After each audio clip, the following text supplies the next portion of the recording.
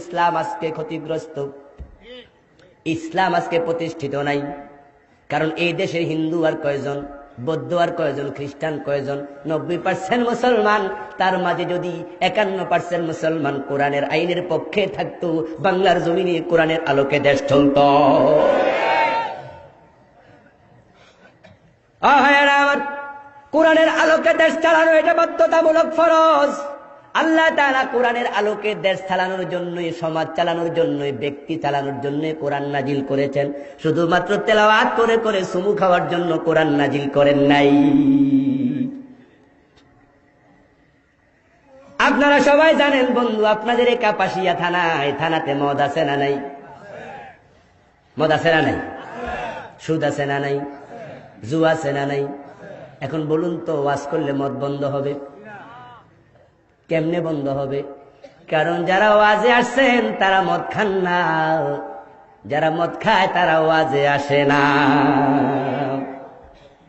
মিছিল করলে মদ বন্ধ হবে না, ওয়াজ করলে মদ বন্ধ হবে না। মদ বন্ধ হওয়ার জন্য কোরআনের আইন দরকার। আপনাদের কাপাসিয়া বাস স্ট্যান্ডে যারা বন্ধু রাত্রিবেলায় ফেন্সিডিল খাচ্ছে, ওদেরকে ধরে যদি আল্লাহর আইনের আলোকে 80 বেত লাগাইয়া দেয়া যেত, যারে 80 বেত লাগাইতেন পুরা জনমে আর ফেন্সিডিল খাইতো না। ফেন্সিডিল হাতে নিলে এই ঠান্ডা পানি খাওয়া লাগতো, মনে পড়ে যাইতো 80 বেতের কথা। এখন বন্ধু কে কাকে বেত দেবে, এটা তো ক্ষমতার ব্যাপার।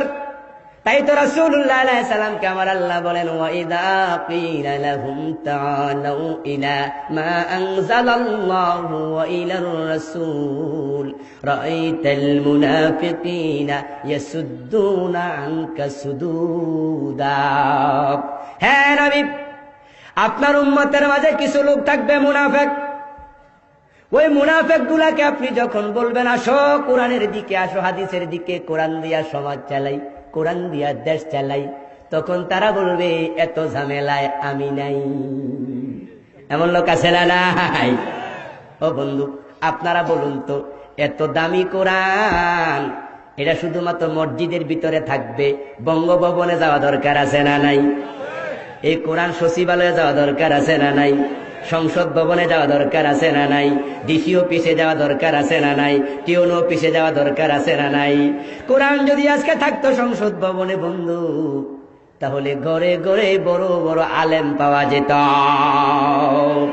কেমনে পাওয়া যেত শোনেন। হাই স্কুলে ক্লাস 8-এ পড়ে, তামাম বাংলাতে খুঁজলেও একজন স্টুডেন্ট পাবেন না যে দেখে দেখে বাংলা পড়তে পারে না, ইংরেজি পড়তে পারে না, যোগ বিয়োগের অঙ্ক জানে না।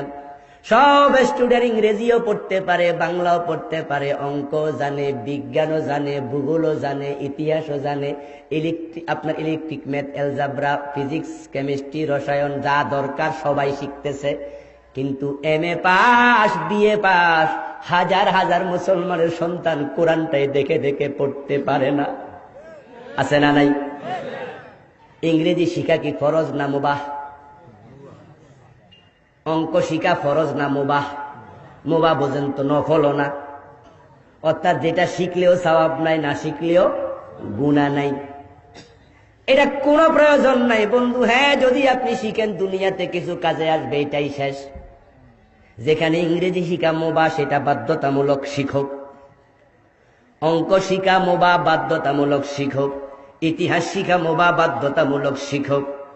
আর যে কোরআন শিখা ফরজ, সেই কোরআনের খবর নাই।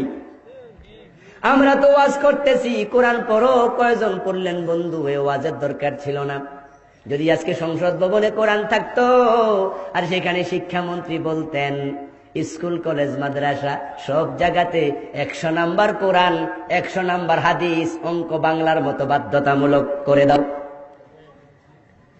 যদি আমাদের স্কুল গুলাতে, কলেজ গুলাতে, ইউনিভার্সিটি গুলাতে 100 নাম্বার কোরআন থাকতো, 100 নাম্বার হাদিস থাকতো, তাহলে বাংলাদেশের প্রতিটা ঘরে ঘরে আপনার সন্তান মেডিকেলে পড়ে ডাক্তার হতো, সাথে সাথে কোরআনের আলেম হতো, ইঞ্জিনিয়ারিং পড়ে ইঞ্জিনিয়ার হতো, সাথে সাথে কোরআনের আলেম হতো, ইউনিভার্সিটি পড়িতে প্রফেসর হতো, সাথে সাথে কোরআনের আলেম হতো। বাংলার ঘরে ঘরে কোরআনের বড় বড় আলেম পাওয়া যেত। মুসলমান ভাইয়েরা, এই জন্য কোরআনের পক্ষে থাকবেন। যারা মুনাফিক তারা কোরআনের আইনের বিরোধিতা করে। ও বন্ধু, যেই সমাজে কোরআনের আইন থাকে না সেই সমাজে কোরআনের আইনের জায়গায় শয়তানের আইন প্রতিষ্ঠিত হয়ে যায়। আরেকটি ব্যাপার হলো বন্ধু, মুনাফিকরা ভালো মানুষদেরকে দেখলে টিটকারি দেয়। কি করে? চোখ টিপ দেয়। আস্তে করে দেখলে কয়া দে রাজাকার যাইতেছে রে। দাড়ি রাখছে বন্ধু, কোনদিন মাদ্রাসায় পড়ে নাই, দাড়ি রাখছে শুধু।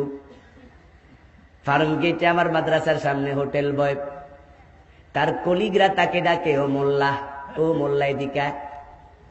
আমি তাকে আস্তে করে ডেকে বললাম, তোমারে মোল্লা বলে কেন? মাদ্রাসায় পড়ছো নাকি? মৌলবী বলা দরকার। সে জায়গায় হয়তো একটু তিরস্কার করে মোল্লা কইতাছে। আমি ভাবছি হয়তো মাদ্রাসায় পড়ছে 2-4 ক্লাস। আস্তে করে ডেকে জিজ্ঞাসা করলাম, মাদ্রাসায় পড়ছো নাকি? তখন বলে, না হুজুর। মোল্লা কয় কেন? দাড়ি রাখছি তাই। ও ভাইরা আমার, মুখে দাড়ি দেখলে তিরস্কার করে, মাথায় টুপি দেখলে জঙ্গি মনে করে, পাঞ্জাবি গায়ে দিলে আলবাদার রাজাকার বলে। ঠিক না বেঠা? যারা আলেমদেরকে দেখলে তোমার তিরস্কার লাগে, অ্যালার্জির চুলকানির মতো চুলকানি উঠে যায়। বন্ধু ভালো করে শোনো, মুমিনের তালিকায় তোমার নাম থাকবে না, মুনাফিকের তালিকায় চলে যাবে। কারণ দাড়িওয়ালা টুপিওয়ালা বন্ধু, এই মানুষগুলো দেখতে রাসূলের মতো। রাসূলুল্লাহ আলাইহিস সালামের দাড়ি আছে না নাই?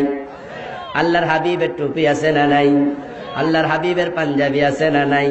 তাহলে দাড়িওয়ালা টুপিওয়ালা আলেম এবং রাসূল তো এক কাতারের।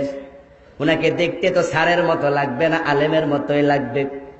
কবরে যখন তোমাকে 3 নাম্বার প্রশ্ন করা হবে, ইমানের মান ওমান ওমান হাজার রাজুল আল্লাযী বুইসা ফীকুম, প্রশ্ন করা হবে ওমান নবিয়ুকা, তোমার নবীকে তুমি সামনে দেখবে। দাড়িওয়ালা টুপিওয়ালা দেখলে দুনিয়াতে যদি তোমার কাছে রাজাকার আলবদর জঙ্গি এইটা তোমার কাছে মনে হতো, ও মিয়া, বিশ্ব নবীকে কবরে দেখার পরেও তুমি চিনতে পারবে না, তোমার কাছে তাই মনে হবে। তোমার কপাল পোড়া। আর আল্লাহর হাবিবকে দেখে পরিচিত হতে চাও, 3 নম্বর প্রশ্নের জবাব দিতে যদি চাও, তাহলে এমন ভাবে জীবন গঠন করো, আলেম দেখলে মহাব্বত যেন জাগে, বুকে জড়াইয়া ধরতে মন চায়, তাকে দেখলে মনে আপ্লুত আসে, মনটা নরম হয়ে যায়। তাহলে কিয়ামতের দিন আল্লাহর নবীর সুপারিশ নসিব হয়ে যাবে এবং কবরে আল্লাহর নবীকে দেখলে তোমার আপন মনে হবে। কিন্তু এই দেশে এমন কিছু লোক আছে বন্ধু, তাদের কপাল খারাপ, হুজুর দেখলেই কেমন কেমন শুরু করে দেয়। আছে না নাই? গাড়িতে এখানে সেখানে। ও বন্ধু, কত জায়গায় যে কত তিরস্কারের মুখোমুখি হই। গাড়ির হেল্পার, সুপারভাইজার টাকা নিতে আস, হেতের বয়স হইব আমার চেয়ে 10 বছর বেশি, তারপরও কয় আঙ্কেল টাকা দেন। হেতা আমার চেয়ে অনেক বড়, তারপরও আঙ্কেল, কারণ হে দাড়ি কামাইয়া ইয়ং হয়েছে, আমি দাড়ি রেখে আঙ্কেল হয়েছি। এমন আছে না নাই? মানে একটু চান্স পাইলে একটু খোঁচা দিয়ে দেয়। ও ভাইয়েরা আমার, আলেম দেখলে সহ্য করতে পারে না এমন একদল লোক দেশে এখন নতুন করে গজাচ্ছে। বঙ্গভবনের পাশে উঠলাম, গুলিস্তান আসবো, গাড়িতে খুব ভিড় চলছে, ঠেলাঠেলি করে অনেক মানুষ উঠতেছে। আমি উঠলাম, গাড়ি পাচ্ছি না, দাঁড়াইলাম কোন রকম কষ্ট করে। কিছুক্ষণ পরে গুলিস্তান মোড়ে যাওয়ার পরে একটা লোক আগ থেকে নামার জন্য চিৎকার দিচ্ছে। ড্রাইভার গাড়ি থামাইয়া বলে, আস্তে আস্তে নামেন, খুব ভিড়। ওই লোক ধাক্কা ধাক্কি করে করে নামতে নামতে দরজায় আসলো। আইসা আমার কয়, হুজুরে ভিড়ের ভিড়তে আপনি উঠছেন কেন? আমি তো অবাক, এত লোক উঠছে, কোনো দোষ হয়েছে না, সবটা দোষ হয়েছে। হুজুর উঠছে কেন? এখন আমি ভাবলাম তার সাথে কথা বলার চেয়ে চুপ থাকাই।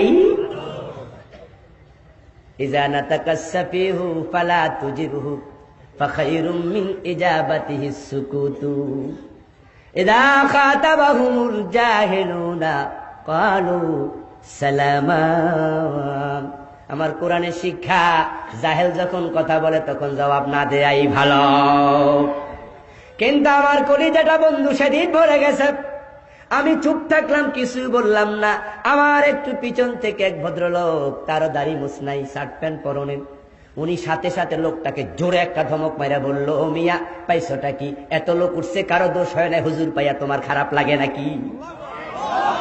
আমি একটু পিছনে তাকায়া বন্ধু মন ভরে গেল, একটা মুস্কি হাসি দিলাম, আর মনে মনে দোয়া করলাম, খোদা, আলেমকে যে সম্মানিত করলো তার সম্মান তুমি বাড়ায়া দাও। এই জমিনে দুই রকম মানুষ আছে বন্ধু, একদল আলেমের পক্ষে আর একদল আলেমের বিপক্ষে, ঠিক না বেঠা? হাটহাজারী মাদ্রাসার বাবা হুজুর মুমতাজুল করিম সাহেব, উনি একদিন আসরের নামাজের পরে ধামতে আলিয়া মাদ্রাসার মসজিদে ওয়াজ করতে দাঁড়াইলেন। বেই বাড়িতে বেড়াতে আসছে, ওয়াজ করতে গিয়ে তিনি আমাদের বলছেন, বিমানে উঠলাম, পাশে এক ভদ্রলোক, টাই পরা, স্যুট পরা, আমি হুজুর মানুষ বসে আছি। কিছুক্ষণ পরে বিমান বালা এসে চা দিল, তখন ওই ভদ্রলোক বাম হাতে চা খাওয়া শুরু করছে। বাম হাতে চা খায়, বাম হাতে পানি খায়। আমাদের দেশে কিছু লোক আছে না, উনারা এটা কি মনে করে? আধুনিকতা, ভদ্রতা। অথচ মুসলমান, ভালো করে কান খুলে শুনুন, বাম হাতে খাবেন না পারত পক্ষে, কারণ রাসূল বলেছেন বাম হাতে খায় শয়তান। সে কি আধুনিক হয়েছে না শয়তান হয়েছে? মানে কোনটা যে হয়েছে নিজেও টের পায় নাই। ওই ভদ্রলোক যখন বাম হাতে খাওয়া শুরু করলেন, মুমতাজুল করিম সাহেব বলেন, আমি ভাবলাম ভাইজান হয়তো মাসআলাটা জানে না, তাই তার একটু উপকার করি, মুসলমান মানুষ, একটু সংশোধন করে দেই।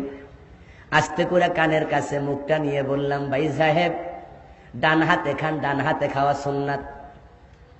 কো ভাইরে ভাই, কইতে দেরি, দ্বিতীয় বিশ্বযুদ্ধ শুরু হইতে দেরি নাই। আমি মৌলবী মানুষ, পাশে যে বইসি, বেটার অ্যালার্জি আগে সেটা রয়েছে, আমি জানতাম না। এই জন্য চান্স পাইয়া কাজে লাগাইয়া দিল।